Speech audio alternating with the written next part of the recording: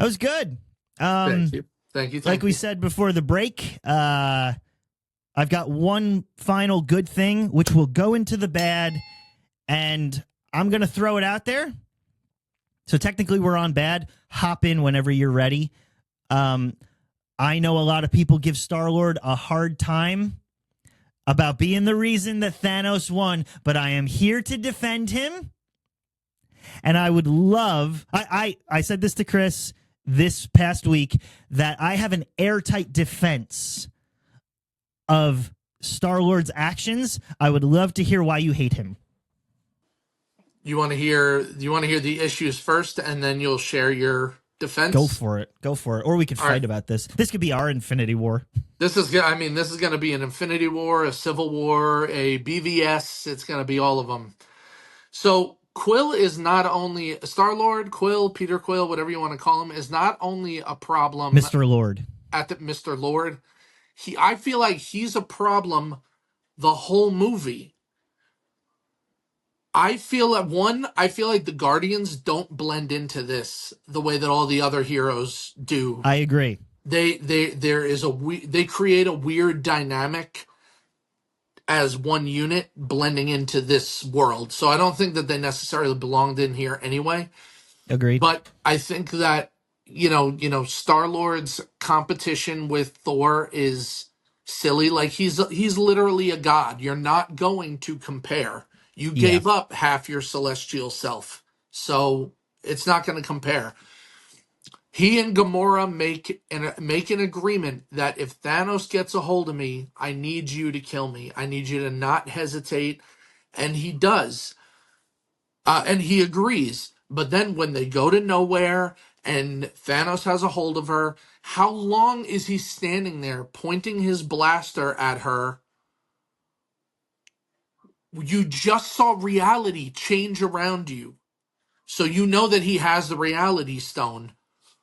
Shooting her now is not going to do anything. Maybe it would have if you did it immediately, but you spent so long going, just go left. I told you to go left. Don't make me do this?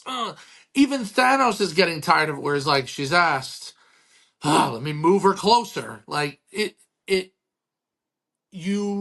is the fate of the universe. You know what's at stake. You've encountered Thanos before.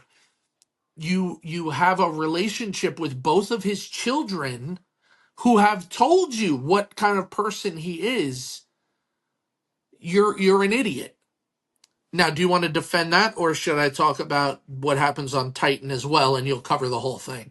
It's all connected. Keep going. Okay. So then again, on Titan, they make this great plan where everybody is holding Thanos steady. Mantis drops down. She does her, whatever you call it, her empath thing, and, his eyes glaze over. And Star-Lord decides, rather than helping Iron Man and Spider-Man get the glove off, or helping hold him in place, or even causing damage, like like firing at him to keep him weak or something, he decides that now's the time to taunt him. And then when you find out that there's a possibility that he sacrificed Gamora, you decide now is the time to haul off and punch him in the face and get all emotional, break the concentration that Mantis is already struggling to keep, and he's able to wake up and get the glove. 2 more seconds and Spider-Man had the glove off. He would have had it far enough away that they could have gotten away with it. And this was his fault, and there are no consequences for it. Like, there's never a moment in Infinity War or in Endgame where somebody says, listen, I know things are okay now, but we wouldn't have been here if it wasn't for your stupidity. So let's hear your defense. Okay. And we'll see what that does. All right. Star-Lord is the character that is consistent in not sticking to the plan. In every Guardians, in every version of him on screen, he goes with his gut. He is emotionally driven. And if you look at what's happened in his life, he is emotionally stunted at age 8 from whence he was taken from Earth. He is not an adult. He is a child. And he is the embodiment of impulsivity. Now, think of that for just a second. Let's go to something else. How many versions did Doctor Strange see? 4 billion and something. How dare you get it wrong? 14,605,000. Whatever. Call yourself a fan. 14,605,000. How many of them did they win? 1. So they need everything that happens in Infinity War to happen exactly the way it happens. If it doesn't, they don't win. And we can say that so laissez-faire about Tony and sacrificing himself in Endgame, like, oh my God, that was so emotional and so rewarding and blah, blah, blah. But Star-Lord gets crapped on. He's part of this.